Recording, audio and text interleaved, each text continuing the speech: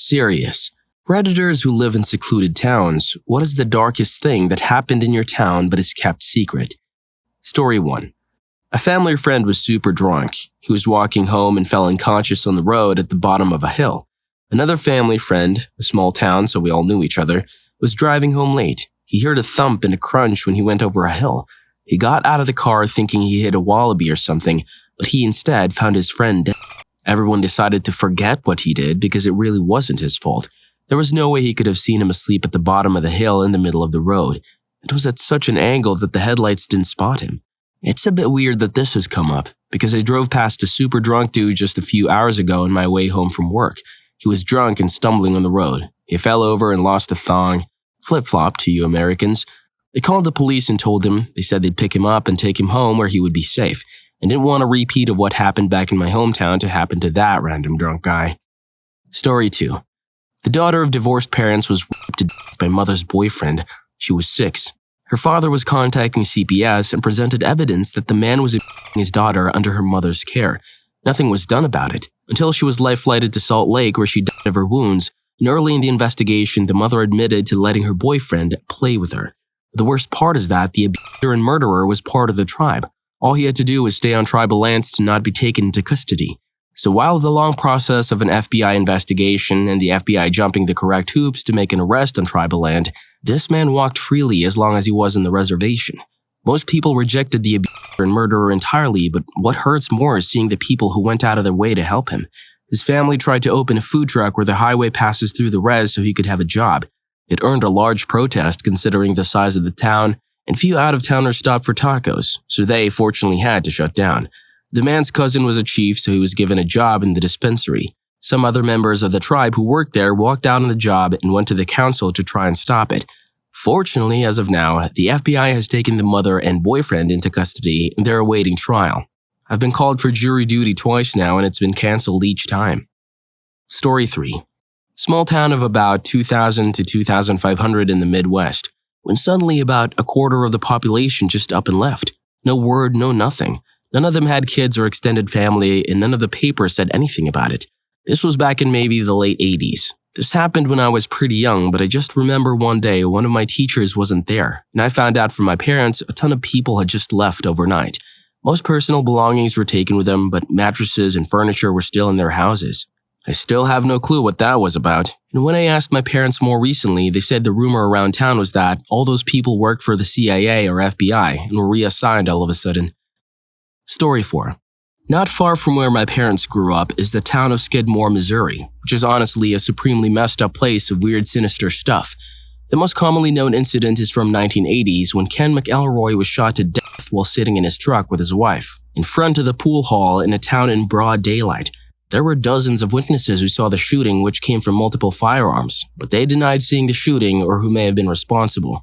The news stories from the time sort of painted McElroy as a town bully, almost like Biff from Back to the Future, except he was a freaking violent monster who had beaten, figuratively and literally, over a dozen charges including theft, rape of a minor. Remember his wife? Yep, she was one of the known victims and carried Ken's child at 14, and other general violent acts.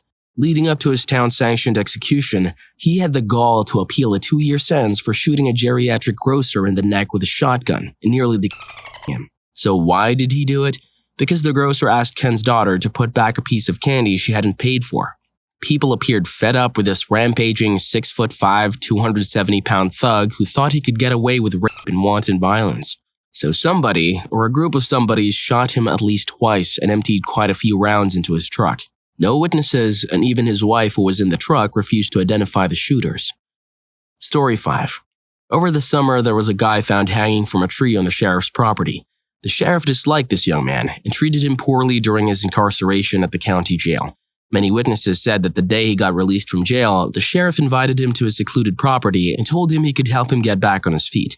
2 days later, a couple of teenage boys fishing in a creek discovered the guy hanging in a tree. Authorities were notified, no investigation was done, and it was immediately ruled a suicide. This boy was a known addict with no family or friends, so there was really no one to press the issue. The local news wrote a small article on man found dead from apparent suicide, and then it was hush-hush after that. It's just one of those things we will never know. Story 6. About 50 to 60 years ago, my neighbor's grandfather chased away all minorities from our village.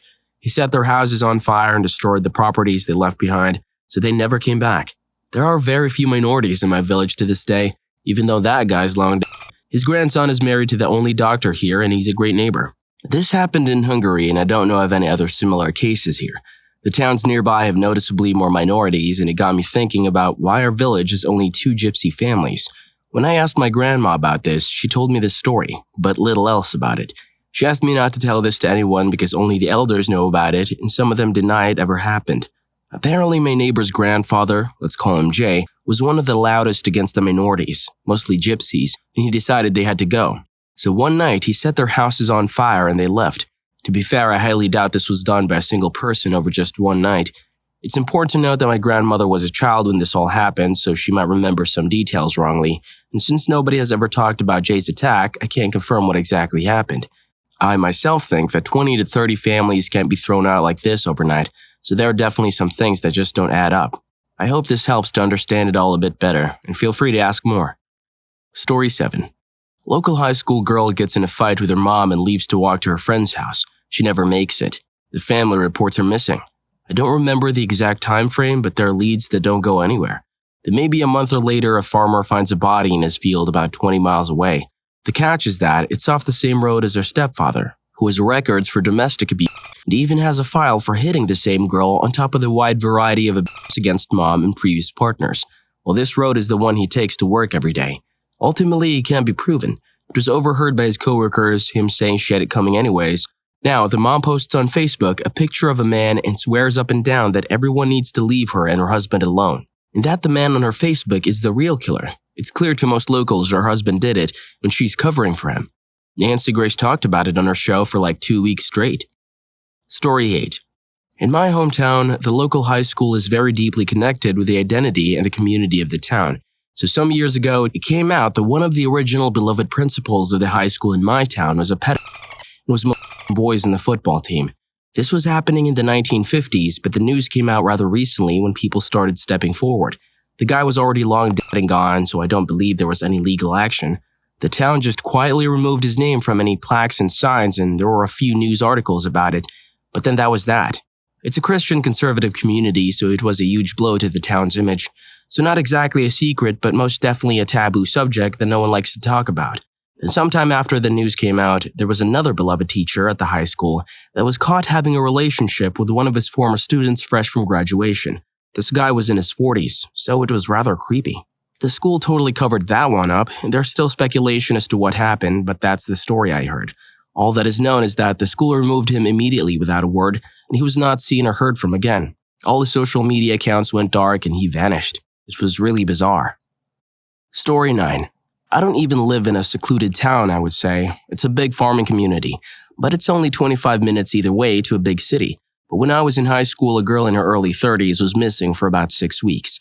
She was involved in some drugs, but no one thought she was just up and ran away. There was a ton of coverage of her missing, but the entire resolution was virtually not covered. Turns out she cheated on her boyfriend and he found out, but she didn't know it. Her boyfriend told her to come over because they were going to get high. Then him, a male friend, and a female friend beat her and accidentally killed her according to them. They then took her body to a cornfield, remember, farming community, and buried her. About 2 weeks later, they got scared the farmer would find the body, so they went back, cut it up into pieces, put it into separate trash bags, and moved it according to the female accomplice who was just the driver. The cops never actually said if they found the body, but with the details that came out around town, it seems they were able to confirm everything. The boyfriend got life, the male accomplice got 25, and the female accomplice got something lighter as both male accomplices said that she just drove them and didn't partake in the beating. I went to college just the next town over, a big state school, 25 minutes away. Not a single person had ever heard of this, even those who went to high school in that area. Story 10. I returned home from school one day to a very powerful smell of gasoline throughout my neighborhood, and every emergency responder in our town had. It was later found that a father of 3 little girls who weren't living there tucked all 3 girls into bed and slit their throats. He gained access to the house by dismissing the babysitter. He then tried to blow the place up by flooding the basement with gasoline and calling the mom, telling her, "Come home. I've hurt the girls." Thankfully, the mom went to the authorities instead. If he was successful, my house would have blown as well. The father turned himself in and has been in prison ever since. The daughters were memorialized with a playground and the house has been torn down. I'm not sure what happened to the mom, but I've heard here and there that she has found peace in a new town. Story 11. Several young boys, ages 9 to 11, went missing in the village, and it was suspected that a group of boys from the same school were responsible. They were heard talking about it on 2 occasions, about how they kill whoever they don't like. However, their parents apparently attested that they never let him out of sight outside of school hours. This group of kids was known for skipping school to sniff glue and drink alcohol, by the way, but their parents obviously denied it. Only one of the 6 missing kids was ever found, in a creek, with injuries like he was stoned to death. Police said he fell down the creek accidentally, though. This was about 20 years ago in Europe, by the way. Story 12. Well, my town isn't really secluded. It's not too far from a major city. There's an incident that occurred here that no one ever talks about. If ever brought up, most people will have no idea what the subject matter is on. Quite some years ago, somewhere roughly around 10, I believe, there was an incident at a house not too far down my street. A young girl, somewhere around 6, if I remember it correctly, was at her dad's house, swimming. Her dad left her unattended for a while, walking inside the home, believing she was a good enough swimmer at this point. She may have even had some floaties on. He came back not too long later, and he found her lifeless corpse in the pool. She had drowned. The father couldn't live with what happened, and he left as soon as possible. Our local bank bought the house, and ever since then, the house hasn't been touched. It's to the point of decay and overgrowth where you would have to struggle to enter the property, perhaps needing to bring some sort of object to cut away the growth before you earn the entrance. It's a sad story, but no one really knows of it or ever talks of it. Another story that is more well-known, in short, is where a teacher's husband was killed after an attempted robbery. This happened a few blocks away from me. After going to the store in his father's car, he started driving back home. Little did he know he had 2 individuals following him. They followed him home where they demanded the keys to the car at gunpoint, but as it was his dad's, he refused. He was shot in his own driveway. He was found whenever his wife let their dogs and the dog hopped over their fence to rush to his dad's body. After the case was solved, his wife and children moved away. Story 13. In the 80s and early 90s, my town was run completely by dirty cops. Drugs were run by the cops, and people who didn't do as they were told would go mysteriously missing, and eventually, most of them wind up dead. It took the feds to clean the place up and install a new set of clean cops. Story 14. Probably that old guy who had like 8 children, sexually assaulted 2 of his daughters, raped his stepdaughter multiple times, got her pregnant and completely mentally impaired in the process, also mentally and physically abusing the rest of his family, letting one of his sons die from pneumonia because he refused him any treatment and in the end tried to force his wife to buy him the way out of prison. Ask anyone outside of my town, they will have never heard of him, but I remember him pretty clearly since I was also friends with one of his sons my age and almost the entirety of the rest of the family. I was at their house pretty often when I was younger, until my parents forbid me from going there again because how I later found out around that time, the first accusations became public since one of his daughters had moved out and reported everything to the police. A few more details. All this took place in the north of Germany in, I think, 2016 in a small town of around 3,000 people, and there were only 2 very short newspaper articles about it, which my mom decided to put on our pinboard in the kitchen. I googled it, and the only thing that came up was an article by the Eckenfahde Zeitung, which is a German newspaper. There's an update. In 2018, he ended up being sentenced to 2 years in prison. Those 2 years would have been over in October of this year, but he's already getting released in June or July. So that freak is going to come back to my village again. And to be honest, I'm sort of scared because he has a hatred for my family ever since my mom was called as a witness at his trial. And he is an absolute madman. Story 15. There was a sheriff in my town in rural Louisiana, and he was sheriff for about 40 years. Well, our parish at the time when he was sheriff had the highest rate of meth production and weed production in the state. There was this one particular meth dealer that was never arrested, but somehow someone on the other side of the parish would get raided and a bunch of people go to jail, but never him. As it turns out, he's the relative of the sheriff. That sheriff let meth and the money it generated control our parish for decades while he slowly got rich. Bought a big house, new cars, and always got re-elected. Even though all the locals knew about this, no one cares because he was a good man, or his family has been here since all the old families founded this town. Or better, he was just a good old sheriff who keeps the drugs out of our parish. What's really sad is some corrupt public officials will use a person's meth addict family members as voter suppression or leverage in elections. Story 16. I went to an expensive, I think top 10 in the country, private high school in a fairly small town. Got a reduced rate because I was a day student instead of a boarder. It was well known for its arts and athletic programs, especially rowing, so much so that they had ex-Olympic athletes as teachers. One of them was a man whose kids had also attended the school. He had been a gold medal rower and had worked for the school. One day he told his wife that he was going for a bike ride, packed a bag, and was last seen on a security camera on a bike leaving the country via ferry. Then, it came out that in the early 2000s, he had started a mutual funds business, convinced many of his friends and their elderly parents to invest, and then somehow lost several $1,000,000. The next 10 years were spent running a Ponzi scheme trying to get back the money he lost until I guess it all caught up with him and he panicked and ghosted. It was big news in our hometown, but it was a massive taboo secret at the school itself. Nobody was allowed to discuss it, and suddenly it was like he had just never worked there. His name was gone and nobody talked about him in public for a while. Guess they didn't want to be associated or something. 2 years later, he came back, tanned and skinny, and turned himself in. I think he's awaiting trial. Not sure though. Doesn't get mentioned a lot anymore, and I get the feeling the police were a bit pissed that an athlete and failed mutual funds guy had eluded an international search for 2 years. They'd only caught him because he chose to come back. Story 17. I'm from a smallish town in Washington state, but we've definitely had our share of scandals. There's a road we used to drive down a lot with normal houses, except for this one property. You could tell based on the style, everything was painted a pine green color, that the property spanned both sides of the road, with a house and garage on one side of the road and other structures on the other side. The weird thing is the structure on the left side of the road was enclosed in a 15-foot fence around the whole property, or at least what you could see from the road. The gates were almost always shut, but occasionally they would be open and you could see in briefly and see that there were a bunch of buildings. We always used to joke it was a cult and that was their compound. A few years down the road, the newspaper ran a story that it was a cult and the leader had been arrested for having sex with all the underage girls. Only saw one small article in the local paper and never made any of the bigger news outlets. The other thing, which is not secret as it has had books written about it and been on ghost hunting shows, is a doctor that lived in the area a long time ago, the early 1900s I think, and used to treat people by starving them to death. Killed and buried many people on their property until it was found out what they were doing.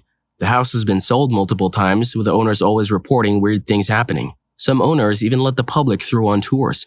The house was finally demolished a few years ago because too many people trespassed to look at it. Story 18. Well, we had the 32-year-old son of a prominent member of town rape and saw a 14-year-old girl. Notable quotes from the kangaroo court. She was begging for it. You see the tits in that one. How was I supposed to know? She didn't really try hard to stop anything. Anyways, he got off with a slap on the wrist. 2 weeks later, he was found by cleaning staff in the local gym, beaten with a wooden broom handle and shoved up his ass. Rumor was that it was a group of guys from the high school that jumped him after another chick lured him there. Honestly, a lot of people know who did it, but no one breathed a word. He survived, but left the area and basically just disappeared. Story 19. In Mom's seaside hometown, there's a decommissioned lighthouse offshore. Even though utilities to the lighthouse have long been disconnected and the building locked, residents have noticed the beacon turn on late hours of the night, just for a few minutes, then mysteriously grow dark again. It happens so infrequently that the time of illumination can't be predicted. As I once described here, no one has figured out how or why this happens. Story 20. Not so much a dark secret, but my town houses a bombing range that is still in use. No one has ever met anyone who works on it. No kids at school ever parents who work there. We never see planes or anything, but there is a guard at the gate. What was truly odd is that if you ask a resident about it, we all say the same thing. Oh, the bombing range? There's nothing out there.